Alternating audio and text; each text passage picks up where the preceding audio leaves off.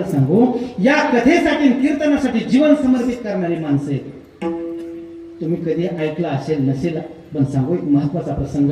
भारत महाराज बरोबर परमादरणीय श्रद्धेय कालिदास महाराज या ठिकाणी आलेले आवर्जून भारत महाराजांच्या जीवनातला प्रसंग.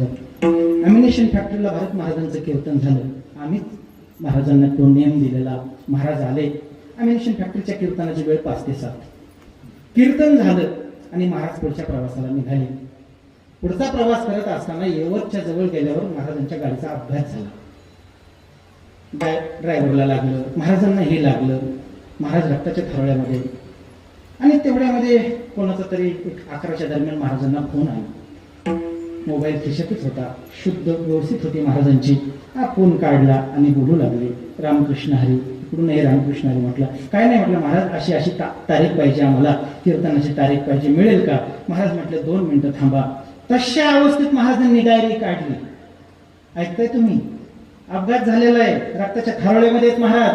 तशा अवस्थेमध्ये महाराजांनी डायरी काढली आणि सांगितलं की माझी ती तारीख खाली आहे, मी ती कीर्तनाचा नियम घेऊ शकतो, काही अडचण नाही. त्यांनी सांगितलं तुमच्याकडे लिहून घ्या, आमच्याकडे आम्ही नोंद करून घेतो. आणि फोन ठेवायच्या आत महाराजांना चक्कर आली.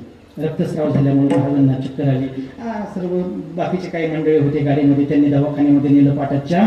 तिथला प्रसंग असा, दुसऱ्या दिवशी सकाळी ज्यावेळेस महाराजांना शुद्ध वगैरे आली आणि सर्वच मंडळी, महाराजांचा मिश्किल स्वभाव, फार मिश्किल स्वभाव, वाचलो म्हटले नाही का ह्या अवघात. खरं तर म्हटलं आम्ही अपघात महामंडळाचे अध्यक्ष महाराज म्हणायचे. किती अपघात झाले, किती अपघात झाले, अपघात महामंडळाचे अध्यक्ष असं म्हणायचे महाराज. आणि मग ते एका सहकार्याने महाराजांना विचारलं, महाराज इतक्या गडबडीत रात्री इतका आपला अपघात झालाय, रक्तस्राव झालाय, रक्त वाहत होतं, अशा वेळेला एक फोन आला. हो म्हटले मला आठवतंय, फोन आला, मी त्यांना तारीख दिली, हे पण मला आठवतंय.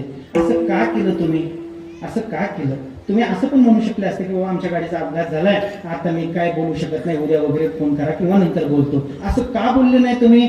त्यावेळेस भारत महाराजांनी उत्तर दिलं की मी पैशासाठी कधी कीर्तन करत नाही, मला प्रभू चिंतन घडतंय, त्याच्यासाठी म्हणून मी कीर्तन करतोय. आज मी ही तारीख घेतली, ती पैशासाठी तारीख घेतलेली नाही, पैशासाठी तारीख घेतलेली नाही, प्रभू चिंतनामध्ये माझा वेळ जावा याच्यासाठी म्हणून मी तारीख घेतली. इतकं जीवन समर्पित असावं लागतं विठ्ठला.